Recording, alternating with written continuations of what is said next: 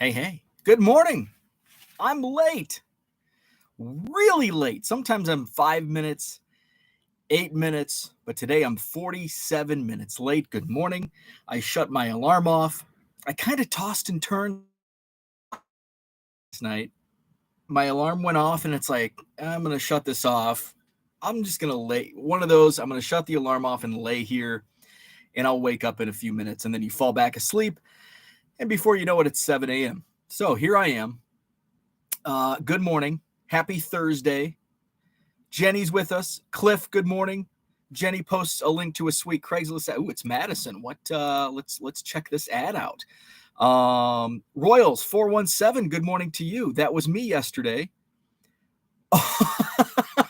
Really? Really? Are you talking about the offer? What are you talking about? Are you talking about the offer?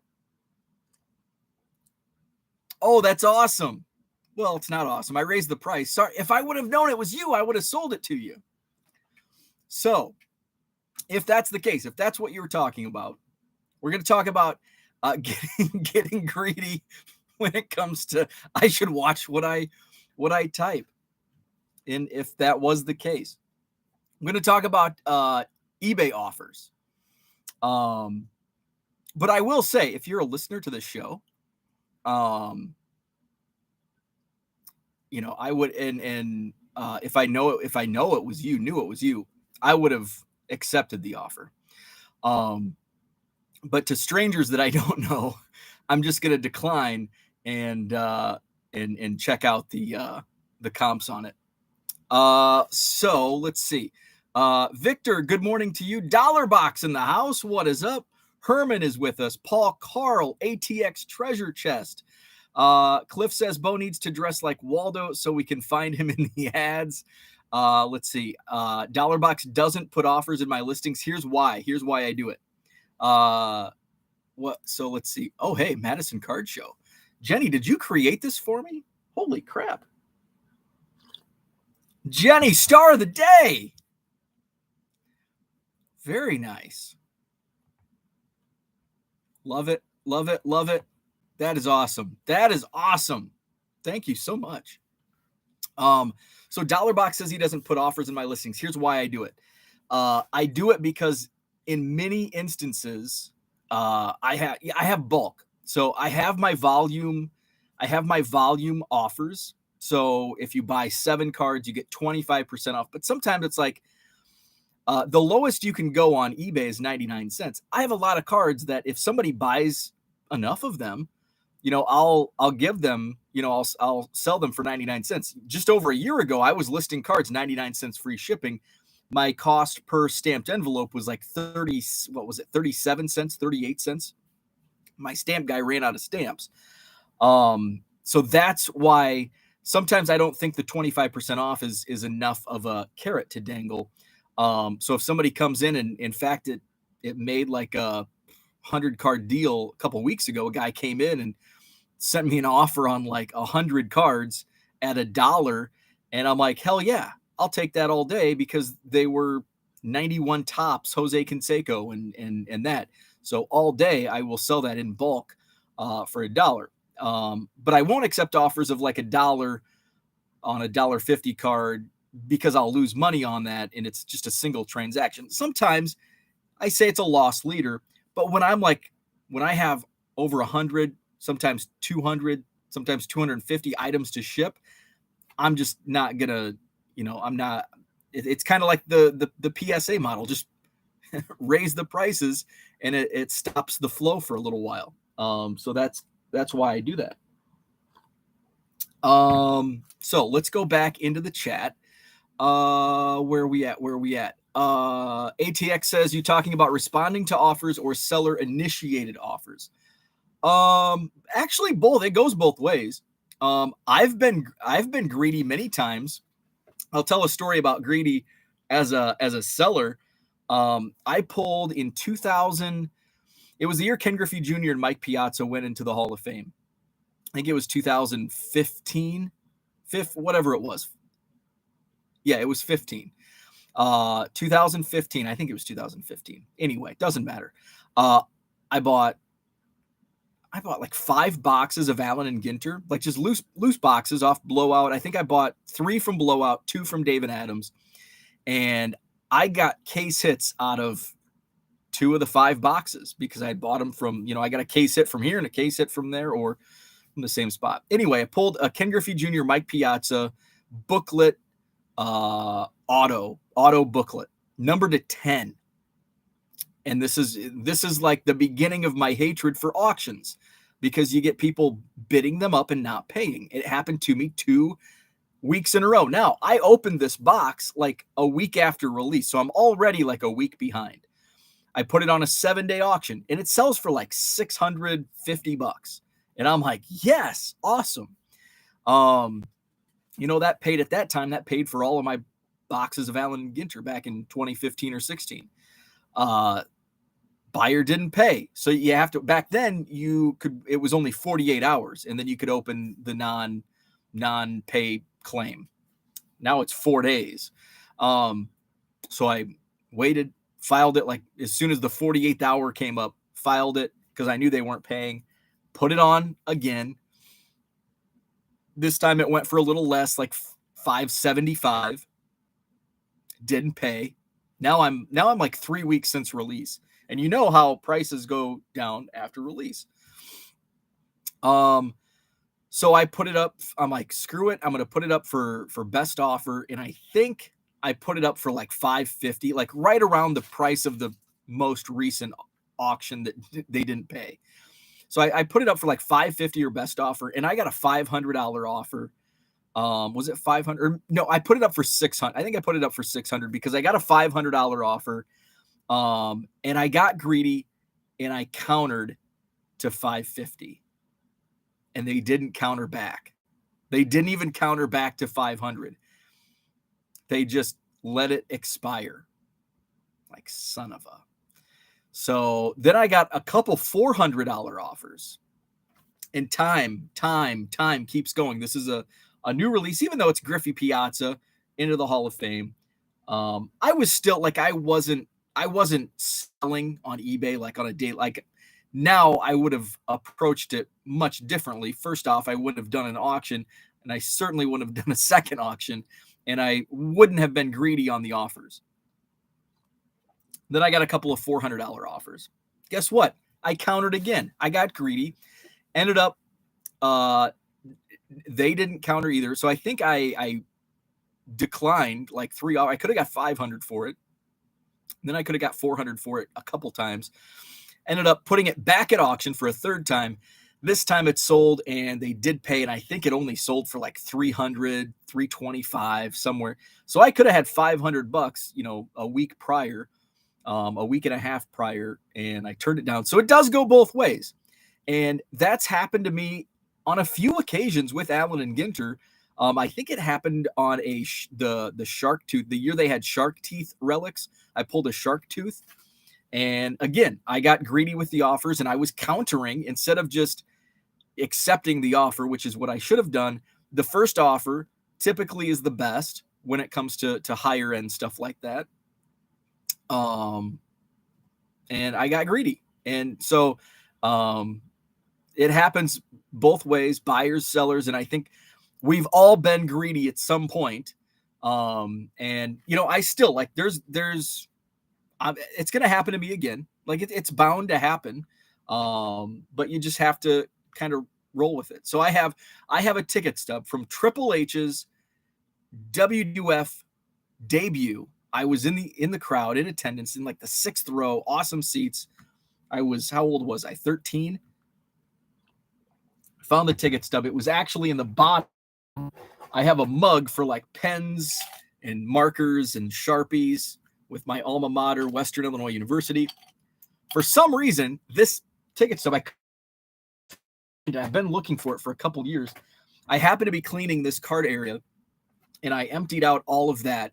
And at the bottom of the mug, fresh ink marks, was that ticket stub.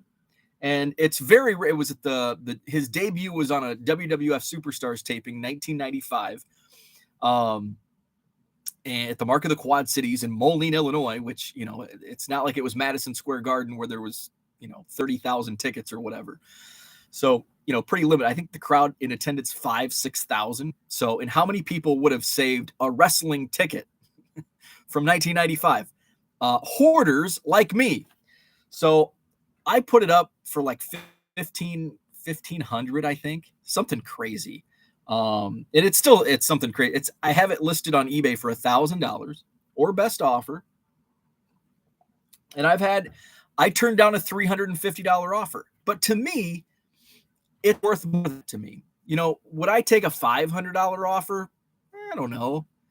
I've been countering it $750. Like I tell everybody, like I'll take $750, but it's not like, it means a lot to me because it was my very first live wrestling event. It's such a rare piece. And I'm a wrestling nerd. I'm not a wrestling collector nerd. Like I don't collect cards. I guess I do have a magazine collection, but it's kind of special. It holds like when I see that ticket, it's in one of my inventory boxes, but I pull it out and it's like, man, it just brings back. Like I remember getting those tickets, and I think they were sent in the mail. I think my mom called Ticketmaster the morning they went on sale. That's why I got the good seats. Called Ticketmaster like at 10 a.m. on that Friday morning. And I was delivering newspapers for the Moline Dispatch at that time. And I remember seeing it in the ad in the sports page, Undertaker versus Kama, the Supreme Fighting Machine. Lex Luger and Davey Boy Smith, the British Bulldog, versus Owen Hart and Yokozuna, or whoever they were fighting. I remember that ad, and it just brings back so many fun memories of seeing that newspaper ad when I was delivering papers as a paper boy. And then I remember waiting 7 days for Ticketmaster to mail us the hard copy tickets and seeing those, the old blue one. I can pull it out. And I mean, just look at how there's pen marks. It's faded. It looks like I had glued it in a scrapbook at one time, but you can still see it. $6. This ticket was $6, and I was in the 6th row. And you can actually see me at the end of Triple H's match, the end of his debut match, just a brief 1 second. And I knew it was me because I was I was on the UMass basketball bandwagon, loved Marcus Camby and Lou Rowe. I had a UMass basketball jersey on. You can see my maroon UMass basketball jersey on because I jump up at the end of the match because me and my best friend Luke, growing up, my mom took us both. And at the end of each match, they wouldn't let us hang out by the aisleway.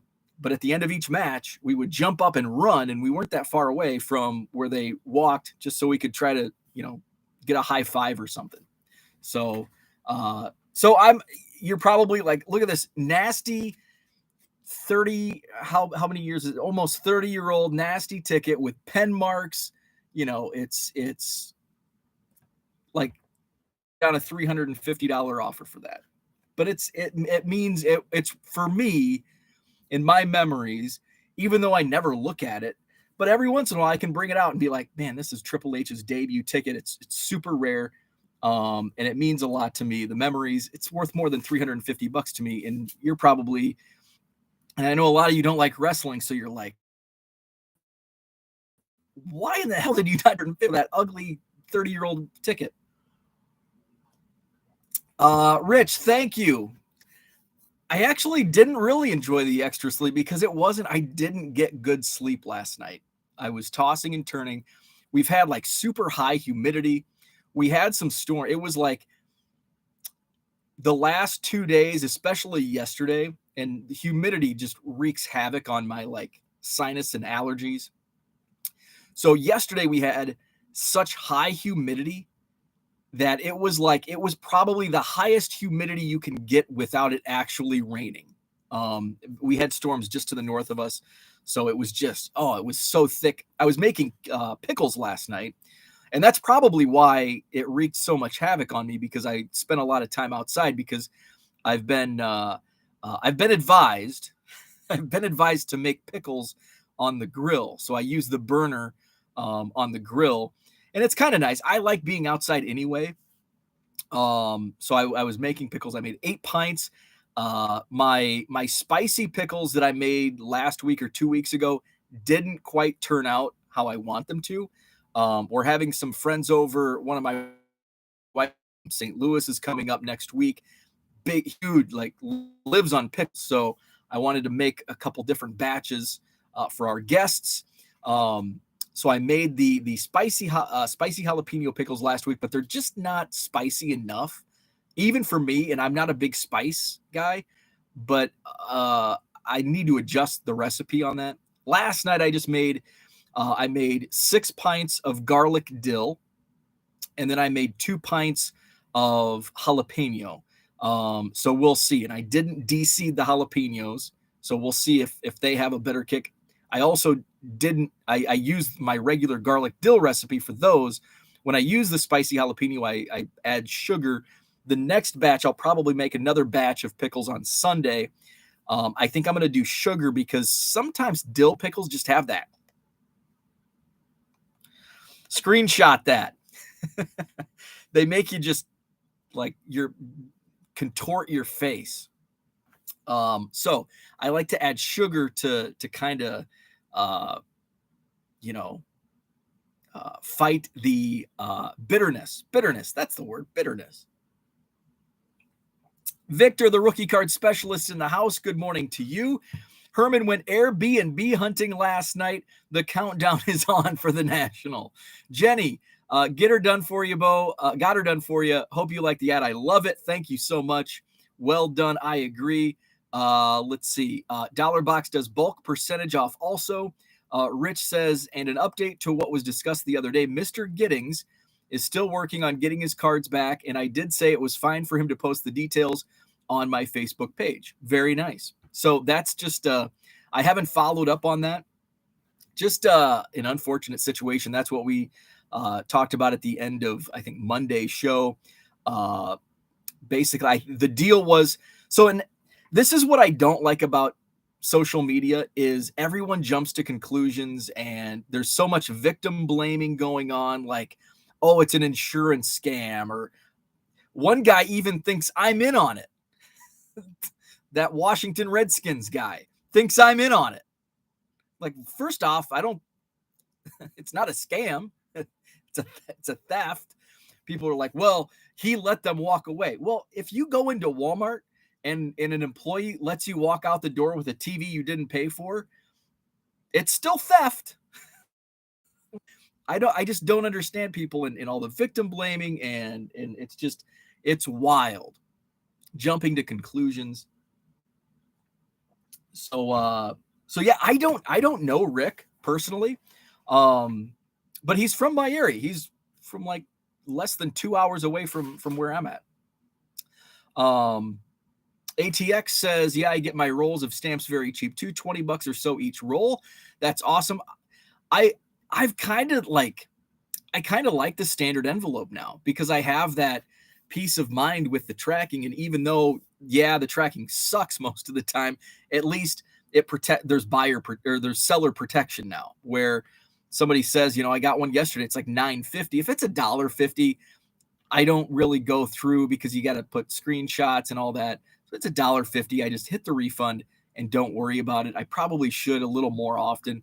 But last night I got one, and it was like estimated delivery was Monday and it was Wednesday night. It's like, okay, this is not accurate. Just give it a few more days and keep me posted. So if that doesn't fall through and it still says in origin processing in Milwaukee, if it doesn't, go through and I send the refund, that's going to be one, $10. That's one that I'll go file the insurance claim. David, what's up? Deep Hires in the house. ATX says I do buy 10, get 5 free for my cheap cards. Let's see where we at. Jenny, I'm hiring you as a design artist. Shaw Cards in the house. Good morning. Let's see. Ed's in the house. Good morning, Ed. ATX says I think 58 is the normal price. Let's see. That sounds about right. Yeah, 58 cents. Well, I think they raised it, so I think it's $60 now. Dollar Box says, even if you don't put offers in the listing, a serious buyer will message with an offer, so I don't bother. I've found that not to be the case. You'd be surprised. I found that not to be the case.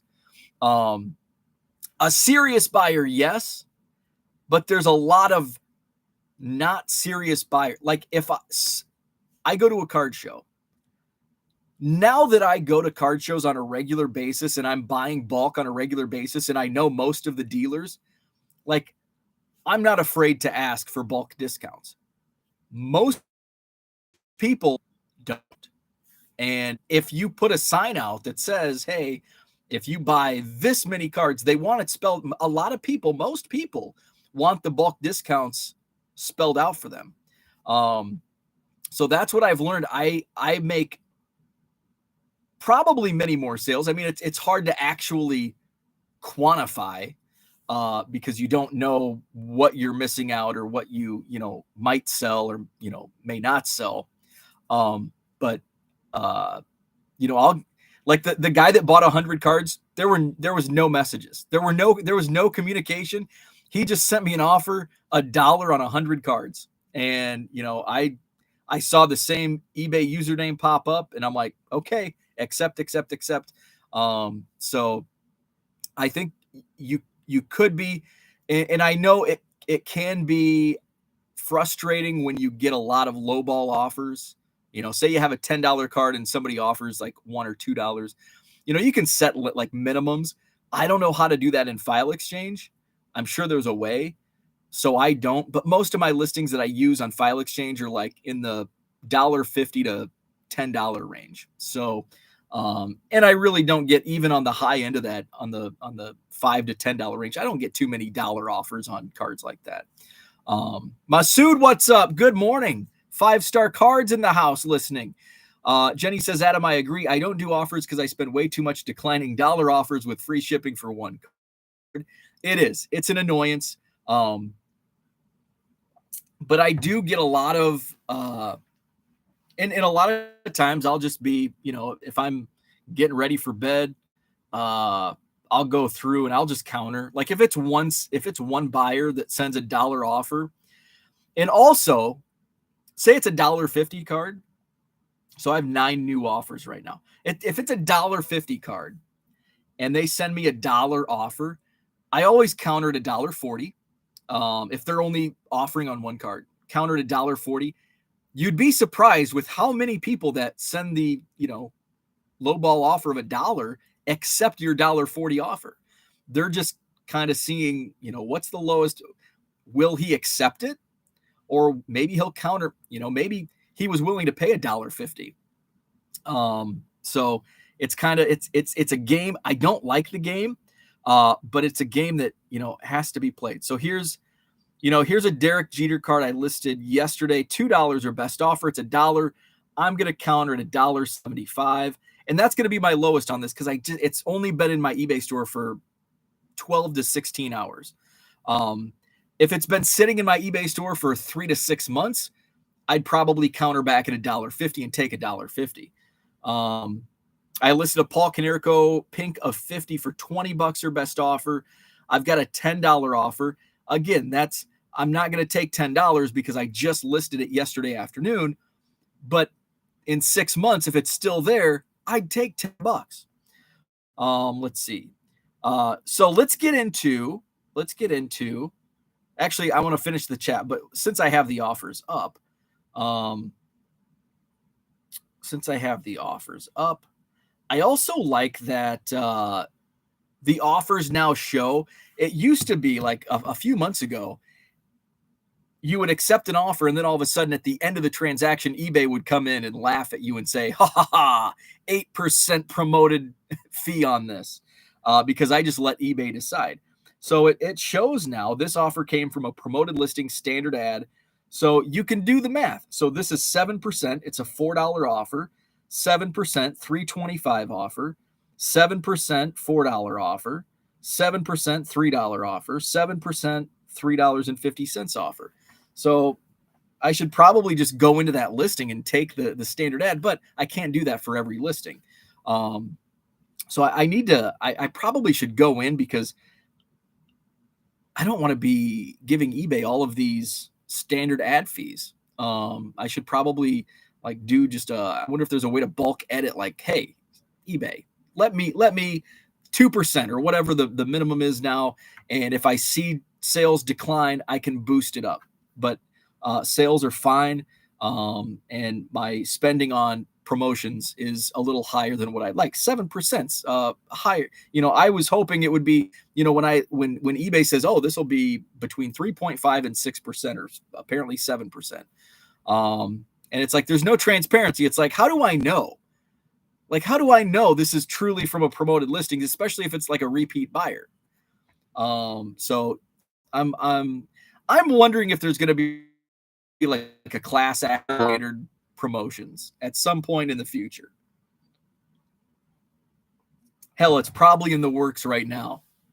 John, what is up? Love the alternate road gray uniform scheme. Thank you. George, just a quick good morning, and then I've got to get going. George is in the States. Welcome to the USA. Barry R in the house. Good morning. Jenny says, sidebar, happy football is back. Raiders and Jaguars tonight. Here's the funny thing about that. I saw a tweet this morning that says, the Hall of Fame game always sneaks up on me.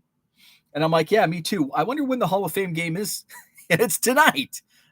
So apparently it sneaks up on all of us. So yeah, I haven't. Maybe I'm just not watching and I guess what I consume content wise on YouTube is mostly just card stuff or old wrestling events. And when I watch TV, it's like shows or MLB Network. So I'm not watching ESPN, so I don't get training camp updates. So it totally does sneak up on me. I don't know if I watch the game though. I don't know. We'll see. To be announced. Mark Hoyle in the house. Good morning. Dollar Box Happy Football is back. Also, it's the bulk of my inventory. And see, and I'm not as like, it's kind of like like when college football comes back, then I'll be happy because I'll be rooting on some of these guys that, if I rip these, I'll probably end up ripping all these boxes. They're a really fun rip. So I'll be excited for college football. NFL, yeah, it's fun, but it's not my thing. And it's baseball's the bulk of my inventory. So, that's probably another reason. Like, football's not my thing. I don't buy football in bulk. The only time I really search for football in like bargain boxes is when somebody's in the baseball box. And it's like, well, like Dollar Box, when we had our challenge, like the boxes I was going through, there was a guy sitting next to me digging through a baseball box. And I'm like, well, I'm here. Let's see what he has for football. And there was some good football cards in there. But that's, when I was in Janesville and I pulled out the Mac Jones rookies and the Trevor Lawrence rookies, I was looking through the football box because there was a guy in the baseball box. So it was just, that's about the only time I don't typically choose to look through football bargain boxes. Cliff graduated in 95. So you're 45. I graduated or around that, I guess. I graduated in 2000. I graduated in 95 because this was when the ticket. Yeah. So this would have been about a month before your graduation. This event was on 26th. That was a Wednesday night, 1995. And it was one of those events that they had like multiple tapings. We left like, it was like my mom's like, we have to, because it was a school night. My mom's like, I'm letting you stay out till midnight. And it was like midnight and there's still like 3 or 4 matches to go. Like the event ended at like 1 a.m. We didn't stay. We left. I think we left before like the main event of one of the shows. But it was after midnight. It was probably almost 12:30 when we left and there were still 1 or 2 matches. And it started at 7?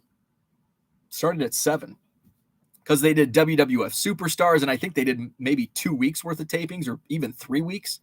And then they did like WWF Challenge and whatever other shows were going on in 1995. So it was like multiple TV tapings. Let's see. Jenny says, have you seen your sales increase with your football inventory? I don't know. I don't think so. Like let's see my overall sales. Now I am getting more traction. Like my views and my impressions are up. So my 30-day sales are up 4.2%. So that's good. I had a good Wednesday. Um, I'm over 23 million listing impressions, which is up 36% in the last 30 days. My page views are also significantly higher. They were trending like up 25%. Now they're up 32%. My sales are up, 4.2%. So my sales are up. I don't know if that has much to do with football. I haven't really added much football inventory. How many did I add yesterday? Probably 80 football cards yesterday. I did some football I guess I did a lot of football last week, didn't I? I listed a few hundred football cards last week.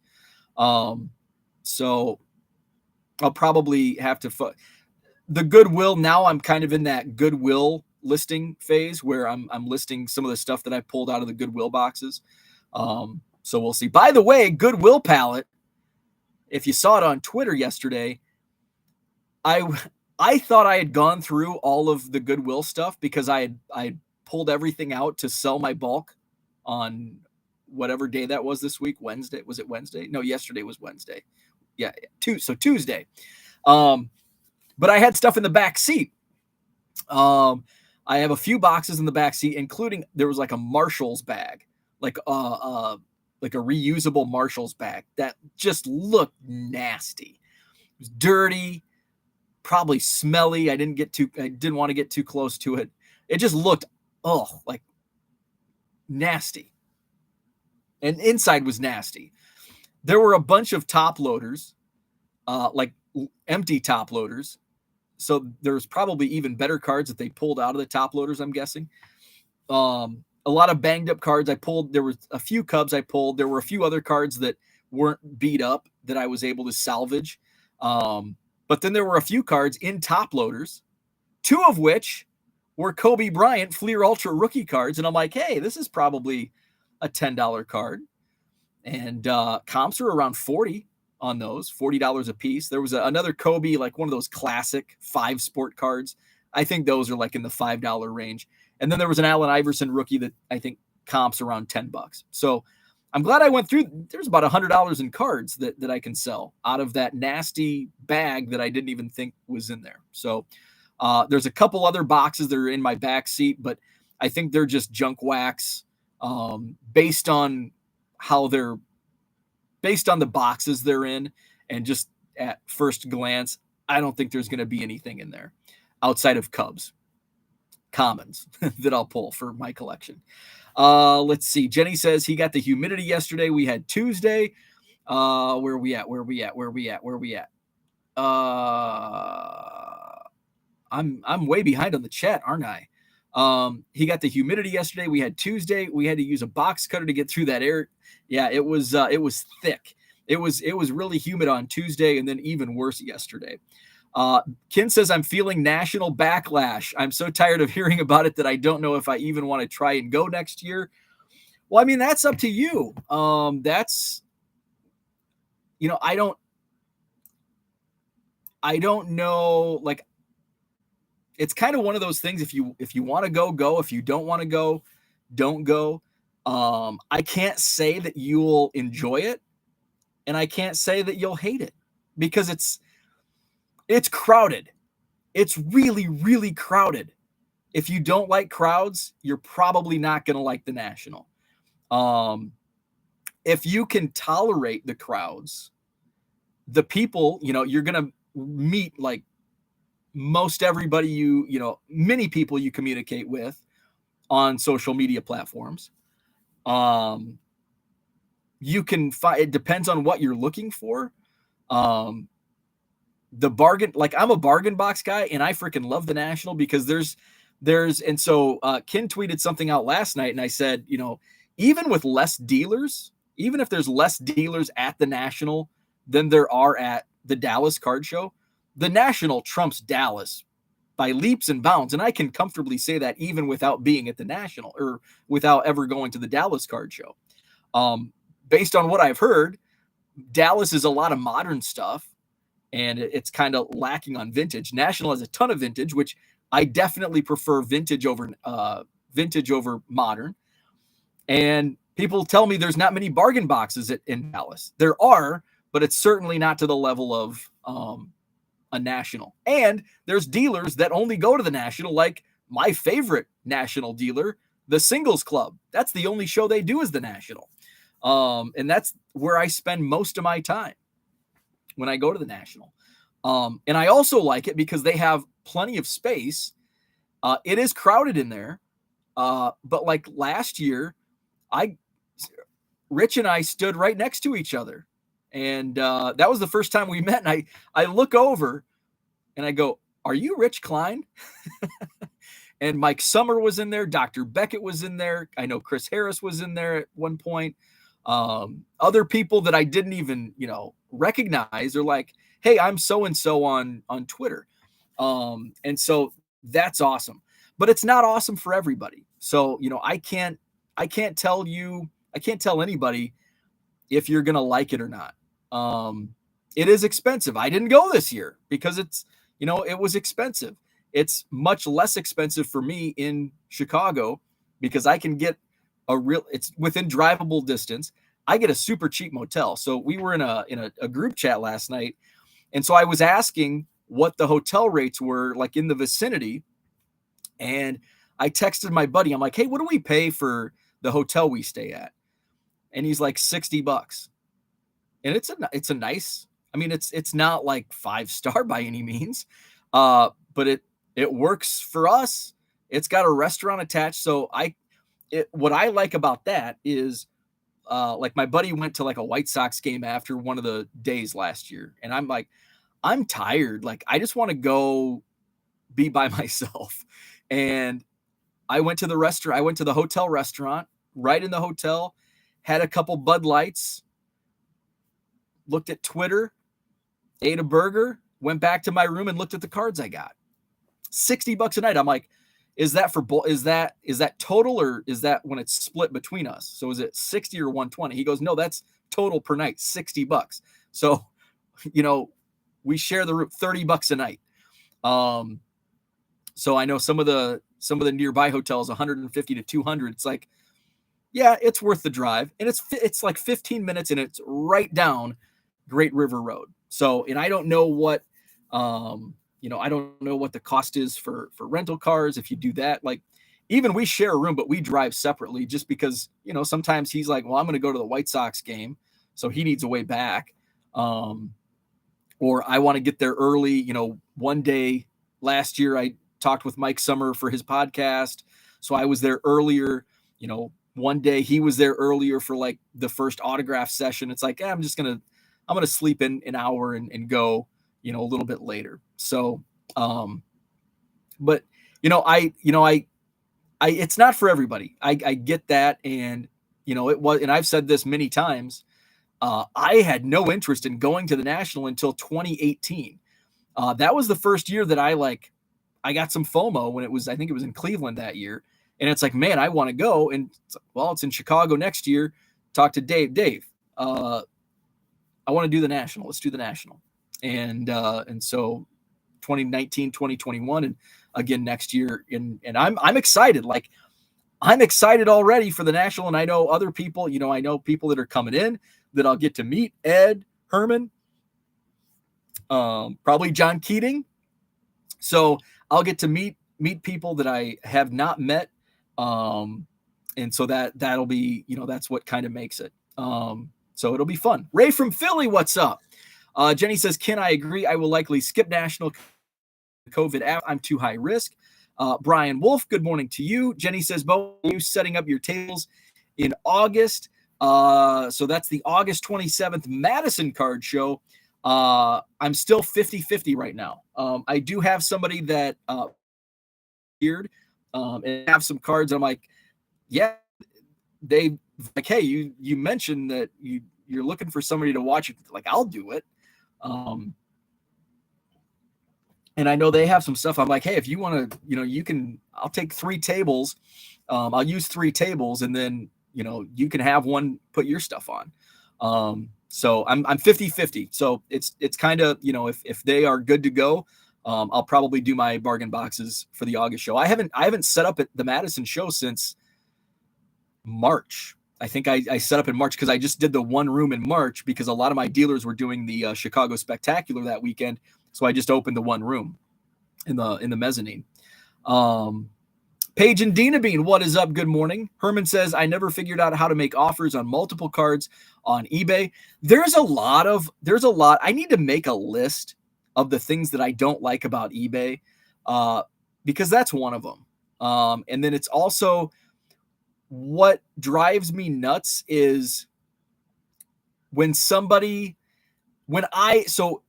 watching one of my items and say it's a $5 card, and I send them an offer for $4.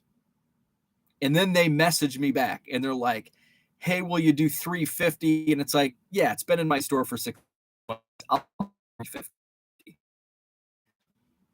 I can't send them an offer for $350 and they can't counter. So I have to then go back and tell them, well, now you have to decline. And then I have to go back and adjust the listing. I just wish there was a smoother process to that whole thing. So that's one of the quirks. And there's several others. I wish sending refunds was a little easier. I wish you could do some of that stuff more simpler on the app. And I understand there's probably a lot that goes into that, and that's what prevents them from doing it. But there are some small things that they're small in the grand scheme of things, but when you're trying to get through it, it's not small. It's like, this is freaking annoying. Cooter's in the house. What is up? Must find hotel coffee. Ricardo, good morning to you. Can't wait for next year's national. Ken says, I do determine if I'll accept offers or not, counting in if someone clicked on an ad. Oh yeah, for sure. If somebody sends an offer that I see is 8% or 7%,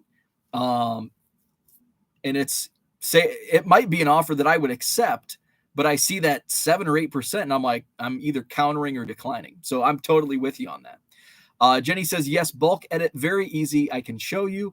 JG in the house. What's up? Good morning. If that same buyer buys that promoted card, the first promotional rate applies even if you alter the percent later. Interesting. eBay PWE is fire.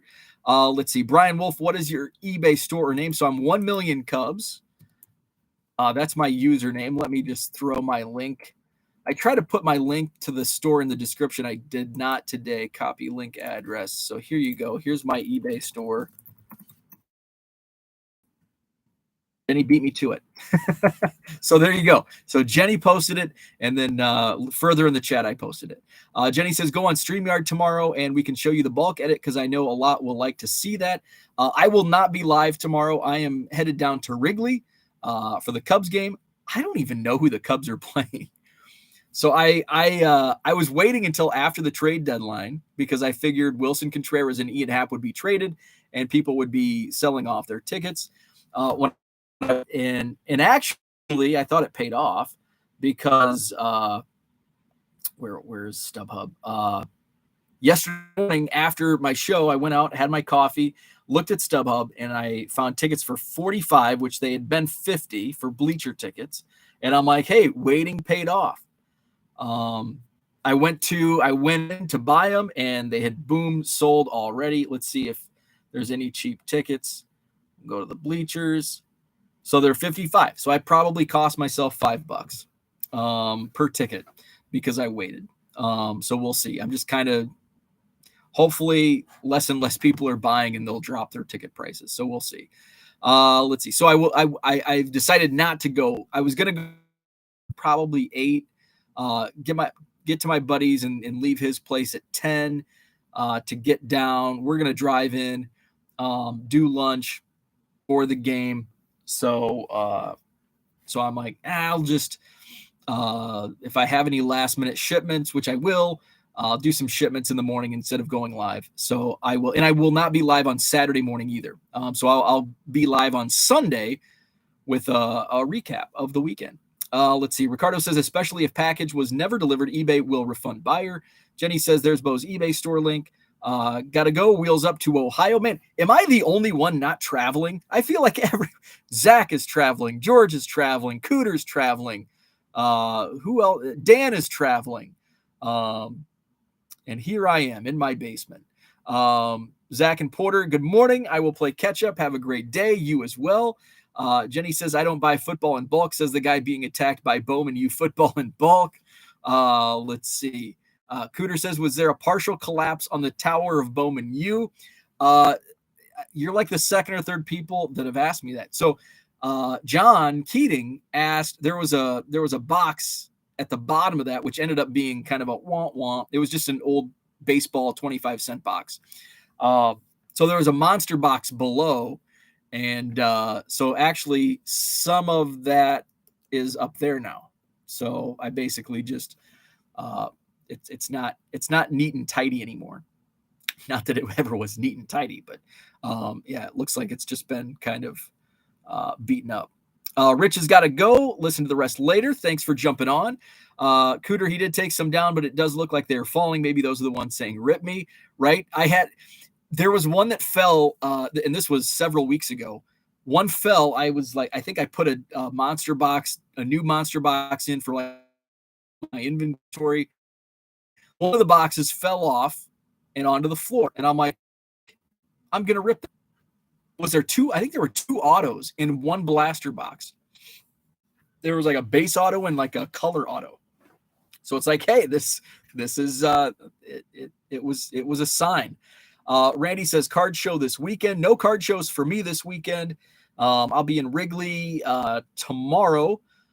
Let's see. My next card show will be next Saturday, August 13th. I'll be set up at the Northern Illinois Card Show in Rockford. And then potentially still 50-50 if I'm going to set up tables at my own show on August 27th.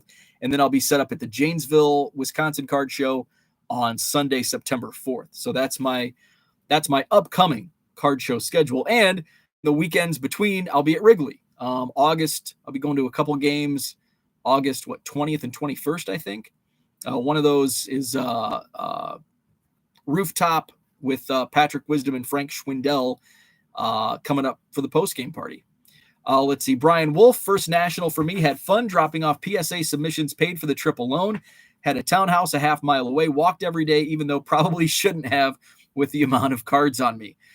Good to hear you had a good time. Mark Hoyle, I've never been to a national. That's shocking to me. That very much surprises me. I did buy 2 cards without being there. It's not a priority. I use the funds for other baseball-related trips.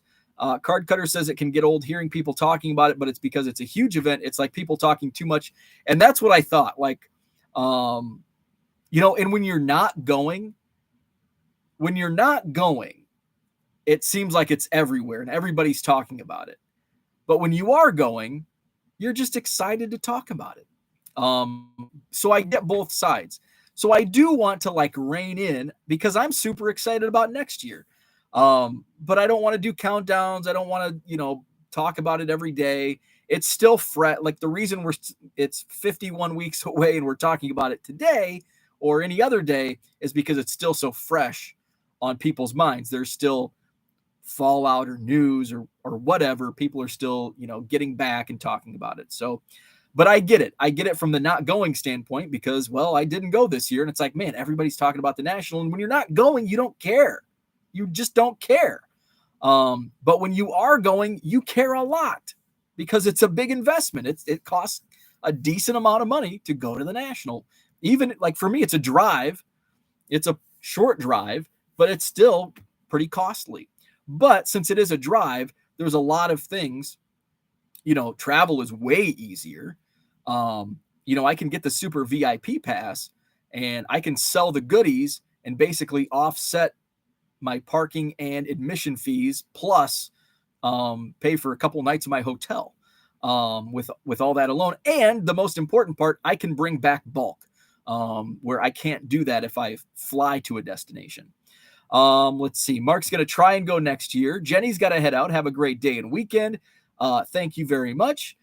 You have a great day as well. Ken says it's that everyone says the same three things about the National. There's nothing different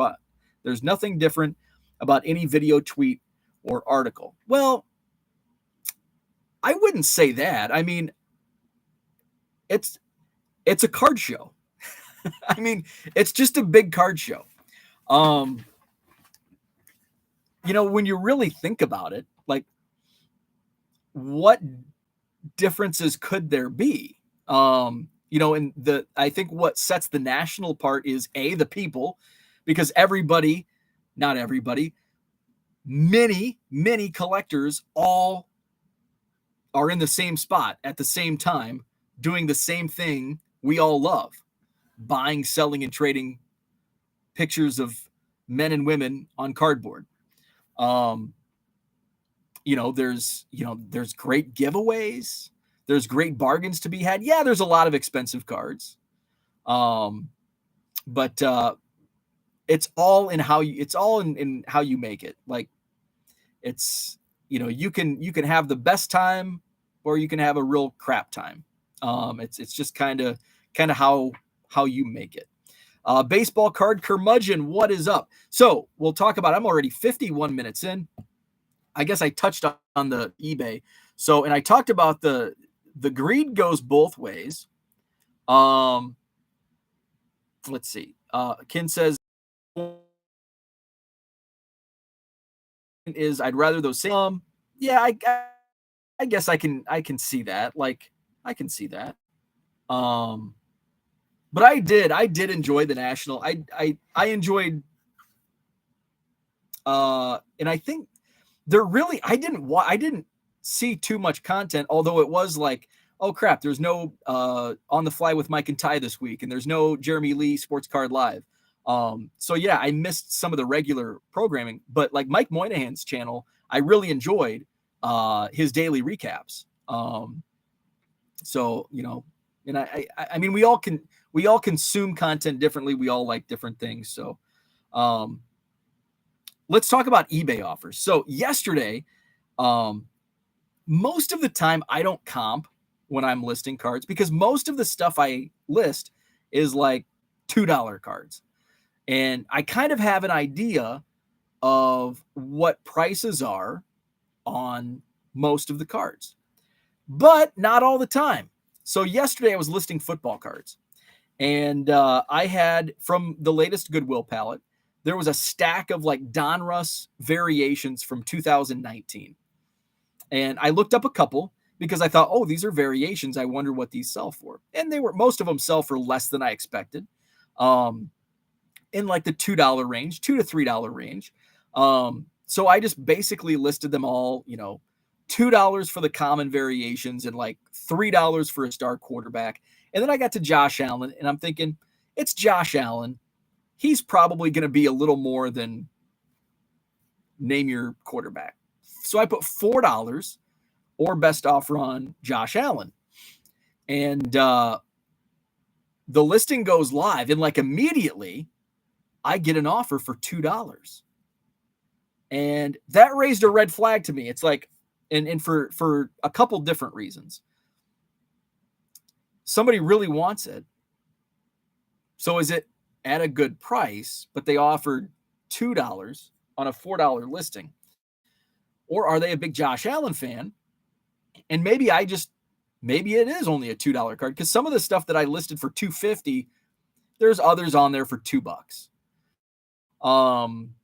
So I'm like, well, maybe this is a $2.50, a $2.50 card. Maybe I overcomped it. But it made me look, because it was two parts. It was that the offer came like within 10 minutes of it going live. And usually when you get interest right away on something like that, it's a good card. It's going to be a in high demand card. So that raised awareness. But then B, I was a little like, I mean, I might have taken the $2 offer, but since it came so fast, I'm going to check the comps. And maybe it was a $2 card. Maybe it's a $3 card. I'll take the $2 offer. And I looked, and it comps for $6, $7, $8. I'm like, well, I'm going to decline $2 and I'm going to adjust my price. And so I raised the price to $7.50. That buyer could have had that card for $4. But since that offer came in so fast, it piqued my interest. And I want to check the comps because maybe that is a good price and maybe I just overpriced it. But also it came in really fast. Maybe I underpriced it. So let me check. So it made me do a double take. And I realized I underpriced it. So I declined the offer and went in and raised the price to $7.50. And it happened again. It happened again on a 1987 Topps Jim Kelly. When I listed it, I thought it was his second year card. And it's not. It's his rookie card. So I'm like, for some reason, I was thinking Jim Kelly had a rookie in 86 Topps. So I listed it. Oh, it's a second year card. It's 87 Topps. Normally, I probably would have done $1.50, but I know there's good demand for that set. So I'm going to do $2. $2 or best offer. And I have an offer come in for $1.50. And I almost took it. I think I was actually eating lunch at the time it came through. My list price, $2. Offer comes in $1.50. Again, it's within 10, 20 minutes of the listing going live. That made me like, okay, I think I might have underpriced. I'm going to double check this. Sure enough, it's his rookie card, and I underpriced it. So I declined the offer of $1.50 and relisted for $5 or best offer. And I already have 5 offers, all of which are above the original list price. The original list price was $2, and I have a $3.50 offer, a $3 offer, a $4 offer, a $3.25 offer, another $4 offer. So sometimes, and like I said early in the show, it goes both ways. I've been greedy as a seller. But in some cases, you're going to raise a red flag. In some cases, you're going to raise a red flag by throwing out an offer. And it's like, you come off 50 cents off the list price. And if you know it's like, this is a $5 card, just buy it outright for $2. Because at that point, I'm not going to, if I accept your I have to accept the sale. It's list price. So when you buy it for $2, I'm not going to go back and cancel it on you. I'm going to honor that price. And B, I'm not even going to think twice. I'm not even going to think twice about if it's priced right. It's like, oh, $2. Wow, that sold pretty fast. And I may go check and be like, well, crap, that's a $5 card. Good on him. He got a good deal. So sometimes by sending those offers, if you know it's a good price and it's underpriced, just buy it now. Because now trying to get an extra 50 cents off that card has now cost you at least $2. I'll probably decline the listing hasn't even been up for 24 hours. Football season hasn't even begun. I'll probably just decline all those offers and I'm just going to leave it at $5 and just decline offers, and it's going to sell for $5. So that's my thought process. And again, like I mentioned earlier, it goes both ways. I've been greedy as a seller. I talked about the Griffey Piazza dual auto that I had a $500 offer that I got greedy and countered to $550. And then I had 2 $400 offers that I countered, and it ended up selling for like $325. So I lost money because I was countering, and that's happened several times to me. And this isn't pointing fingers at somebody who, wanted to save an extra 50 cents on an underpriced card. Because, I've been guilty, and I think probably we've all at one point have been guilty of doing that. David says VIP bags were not good this year. Hopefully we'll be back to normal next year. Don't necessarily count on making any money from it. So and I don't know how you approached the VIP bags. I listed everything with the exception of a couple things. Everything with the exception of a couple things. I listed like 90% of my stuff from my VIP bag last year, and almost all of it sold. And I listed it. So I checked in on Wednesday, the first day you can check in.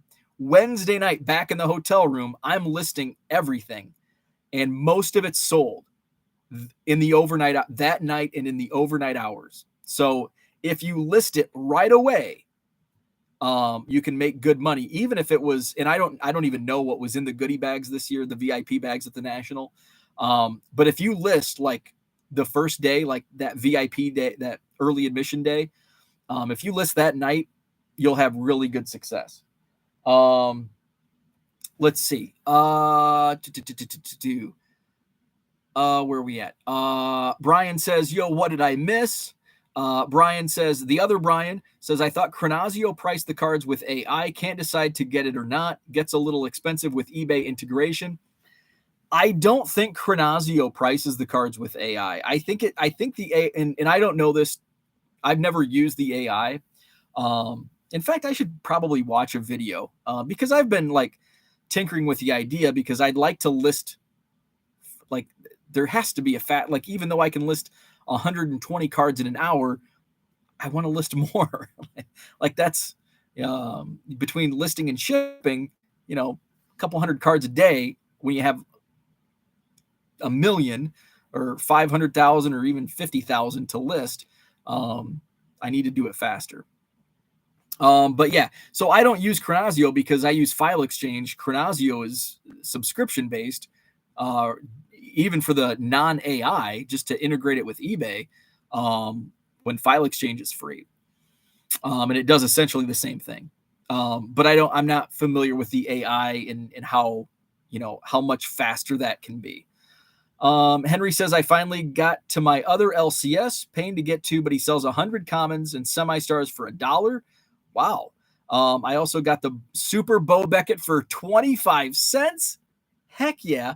I thought I was getting a deal at Mike Summers' card shop for $2 for the Bo Jackson Super Bo Beckett. Paul says, Chronazio is working on the price suggestions feature. Still worth a penny for me, but would depend on how much volume you list. I'm up to like 46,000 active now. You can still hit 100 plus cards listed per hour with just a scanner in the eBay multiple listing tool. And that's what I do. I can do 120 per hour. And that's free. That's free. The File Exchange is free. Ken says, scenarios are different though. I can afford to wait because I'm just selling to buy Earnhardts. You're selling to make a living. That's very true.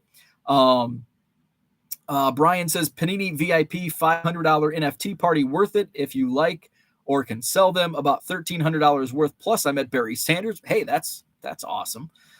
Cliff says, Barry Sanders, Detroit should have traded him to a good team. We never got to see full potential. I know that's like such a disappointing ending to such a great career. Ginger Wisdom, my LCS is now almost only Magic and Pokemon. That sucks. Unless you collect Pokemon and Magic. Paul says there's a competitor to Chronazio called Card Dealer Pro that has a feature where it estimates pricing for you. Might be worth checking them out as an alternative. Interesting. Ginger Wisdom says, so now I'm learning Pokemon flipping. That's an area that I have no interest in. Brian says, File Exchange, got it. Saw the Chronazio interview, assumed you used it. Nope, I did not. My interview was with Fujitsu, the scanner, Don Caruso from Fujitsu. They're in with Chronazio uses Fujitsu. I used Chronazio very briefly, like 5-6 years ago. I didn't see the value in it, and I don't for the basic subscription model. I can do the same thing for free, so it's not worth it to me. I haven't used the AI. I would like to use the AI, but again, I don't want to, invest X amount and it not work out. So, I'm not sure. It's something that I continue to think about, but just haven't taken that plunge yet. So that's what I had for today. It's almost 9 o'clock. I'm way late. Now I'm behind on my day. I I will not be live again until Sunday morning. I'll be at Wrigley tomorrow, and then back at it. I'll be sleeping and on the road Saturday morning. So I may do at some point this weekend, maybe Saturday, I'll do something, maybe go live Saturday night. I don't know. But I will go live Sunday morning between 7 and 9 a.m. So that's where we're at. So have a great weekend. Thanks for tuning in. Thanks for chatting. Hit the like button if you haven't already. Subscribe to the channel. And we will see you for another edition of Hobby Evolution on Sunday morning.